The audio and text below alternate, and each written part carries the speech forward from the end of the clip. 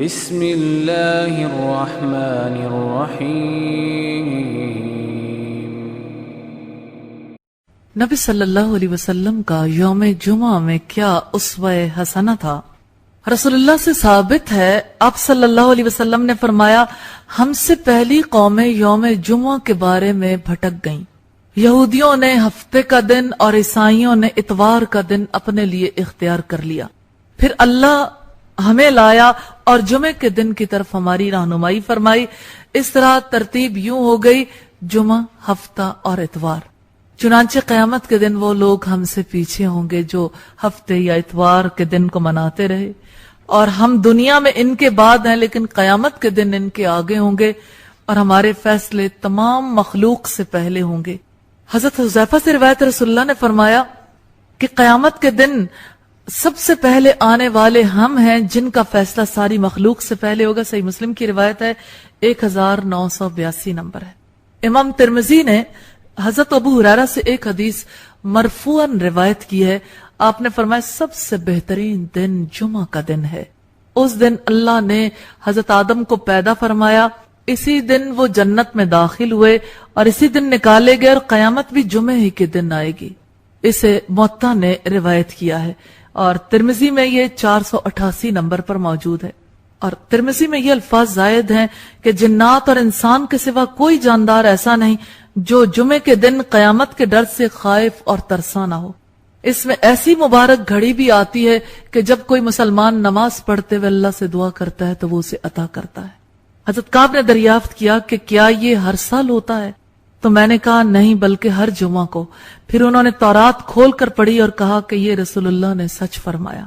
حضرت ابو ہریرہ فرماتے ہیں، میں عبداللہ ابن سلام سے ملا تو میں نے ان کے سامنے کعب کی مجلس اور واقعے کا تذکرہ کیا۔ انہوں نے کہا میں جانتا ہوں وہ کون سی گھڑی ہے۔ میں نے عرض کیا پھر مجھے بھی بتا دیجئے۔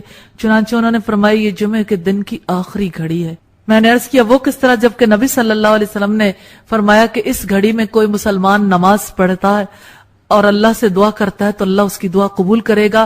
حضرت عبداللہ ابن سلام نے فرمایا کیا رسول اللہ نے یہ نہیں فرمایا جو کسی جگہ بیٹھنے اور نماز کا انتظام کر رہا ہو تو نماز پڑھنے تک گویا وہ نماز ہی میں مشغول ہے۔ یہ حضرت ابو ہریرہ سے بھی روایت ہے، اور یہ روایت جو ہے موطا امام مالک میں 234 نمبر پر موجود ہے۔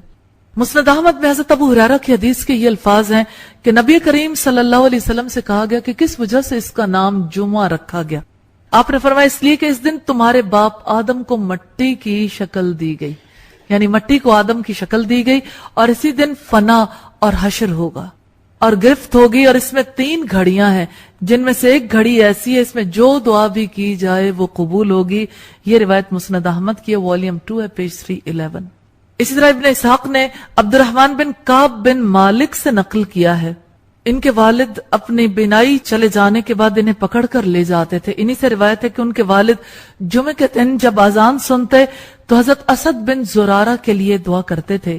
ان کے صاحبزادے عبد الرحمن نے عرض کیا جب آپ اذان سنتے ہیں تو اسد بن زرارہ کے لیے دعا کرتے ہیں، کس وجہ سے؟ انہوں نے فرمایا اس وجہ سے کہ انہوں نے سب سے پہلا جمعہ پڑھایا۔ کہ اللہ جس کو جو فضیلت دینا چاہے۔ کہتے ہیں کہ مدینہ منورہ کے ایک گاؤں میں بنی بیازہ کی مدینہ منورہ کی اراضی میں سے ایک نقی میں، نقی اس جگہ کو کہتے ہیں جہاں پر پانی جمع رہتا ہے جیسے گڑھا وغیرہ ہوتا ہے، جس کا نام نقی الخصمات تھا۔ میں نے عرض کیا کہ اس دن آپ کتنے لوگ تھے؟ انہوں نے فرمایا ہم 40 آدمی تھے۔ یہ پہلا جمعہ تھا۔ ابو داؤد کی روایت ہے 1069 نمبر پر۔ پھر رسول اللہ صلی اللہ علیہ وسلم مدینہ تشریف لائے، قباء میں، یہ رسول اللہ کی آمد سے پہلے ہے، اور جمعہ کی نماز مسلمانوں نے رسول اللہ کی مدینہ آمد سے پہلے ادا کی تھی۔ پھر رسول اللہ جب آئے قباء میں دوشنبہ، منگل، بدھ اور جمعرات تک قیام پذیر ہو کر مسجد قباء کی بنیاد ڈالی، پھر وہاں سے جمعے کے دن روانہ ہوئے، اور جب بنی سالم بن عوف کے علاقے میں پہنچے تو جمعے کی نماز کا وقت ہو گیا، تو آپ نے وادی کے اندر واقع مسجد میں جمعے کی نماز ادا کی۔ یہ جمعہ مسجد نبوی کی تعمیر سے قبل پڑھا گیا۔ یہ روایت سیرت ابن ہشام کی ہے، والیوم 2 ہے، پیج 139۔ ابن اسحاق فرماتے ہیں کہ رسول اللہ نے جو پہلا خطبہ دیا وہ مجھے ابو سلمہ بن عبد الرحمن کے واسطے سے پہنچا کہ ہم اللہ کی پناہ چاہتے ہیں کہ رسول اللہ کی طرف ایسی بات منسوب کریں جو آپ نے نہ فرمائی ہو۔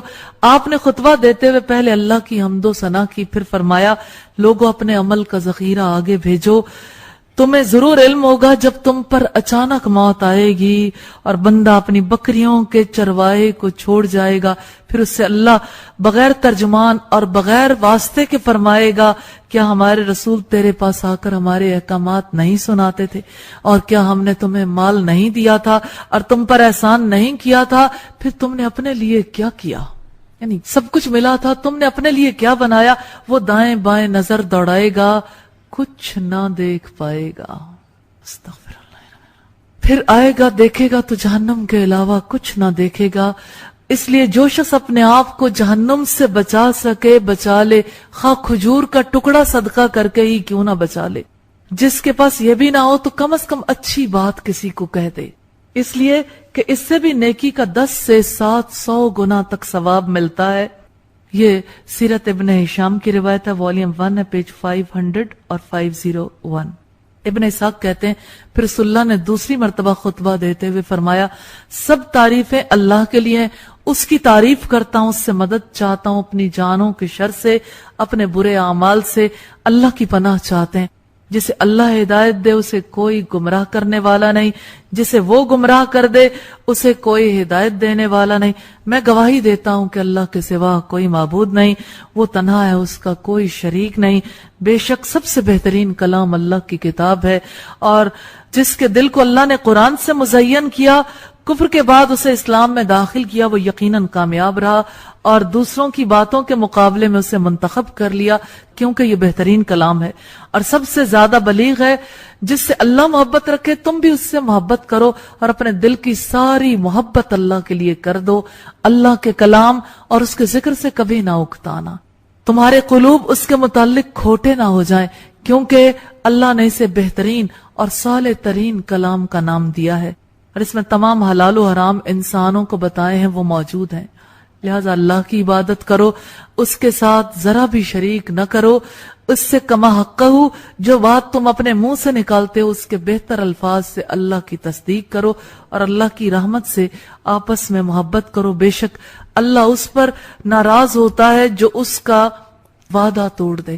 پھر آپ صلی اللہ علیہ وسلم نے سلام کر کے اجازت چاہی۔ یہ سیرت ابن ہشام کی روایت ہے، والیوم 2 ہے، پیج 500۔ یوم جمعہ کے حوالے سے ہمیں نبی صلی اللہ علیہ وسلم کے اسوے کا پتہ چلا۔ رسول اللہ اسے بڑا عظیم درجہ دیا کرتے تھے اور اس کی اہمیت کو لوگوں کے سامنے واضح کیا کرتے تھے۔ رسول اللہ کے جمعے کا آغاز فجر کے وقت سے ہی ہو جاتا تھا، یعنی جمعہ منانے کا، یعنی اس کا آغاز صرف جمعے کی نماز کے ساتھ نہیں ہوتا تھا۔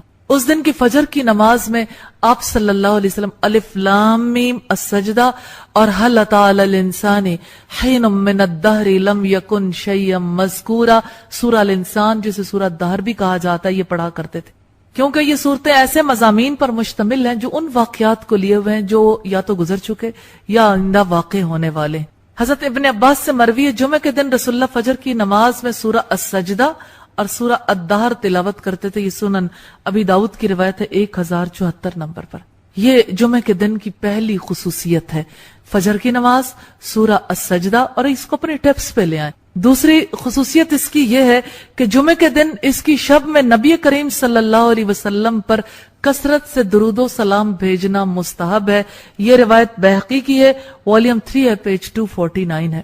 کیونکہ اس امت کو جتنی دینی دنیاوی بھلائیاں ملی محمد رسول اللہ صلی اللہ علیہ وسلم کے ذریعے ملی ہیں، اور سب سے بڑی عزت بھی اسی دن انہیں ملے گی، کیونکہ امت کو جنت میں اسی دن ان کے محلات اور ان کی منازل کی طرف بھیجا جائے گا، اور داخلے کے بعد وہ مزید نعمتوں سے نوازے جائیں گے، اور قیامت کے دن اللہ کا قرب اور انعامات میں کثرت جمعے کے دن ہوا کرے گی، اور امام سے قرب اور نماز جمعہ میں سبقت حاصل کرنے والوں کے لیے بڑا اجر ہے۔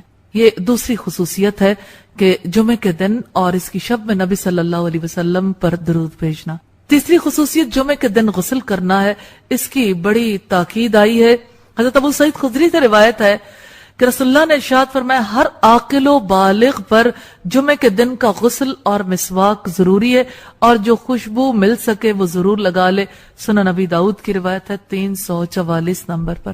اور چوتھی خصوصیت ہے کہ جمعے کے دن عام دنوں سے زیادہ اپنے لباس اور خوشبو کا اہتمام کرنا، خوشبو لگانا، مسواک کرنا.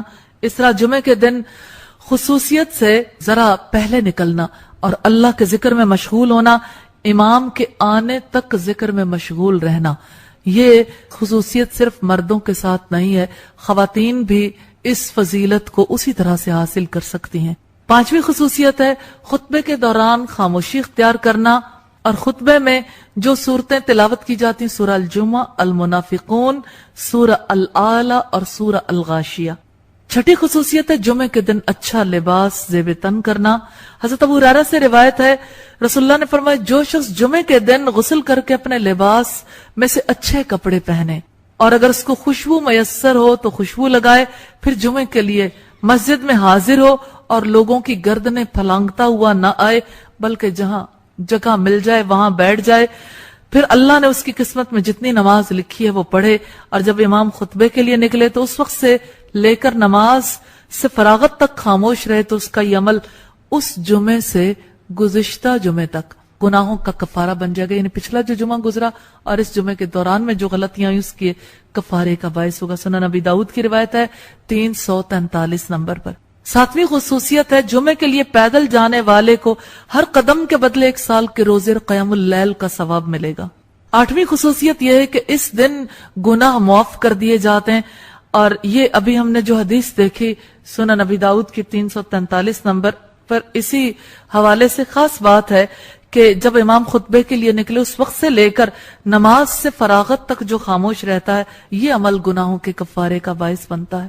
نویں خصوصیت یہ ہے کہ اس دن میں ایسی گھڑی ہے جس میں دعائیں قبول کی جاتی ہیں. حضرت ابو ہریرہ سے روایت ہے کہ رسول اللہ نے جمعے کے ذکر میں ایک مرتبہ فرمایا اس دن ایک ایسی گھڑی آتی ہے جس میں اگر کوئی مسلمان بندہ کھڑا نماز پڑھ رہا ہو اور کوئی چیز اللہ سے مانگے تو اللہ اس کو وہ ضرور دے دیتا ہے.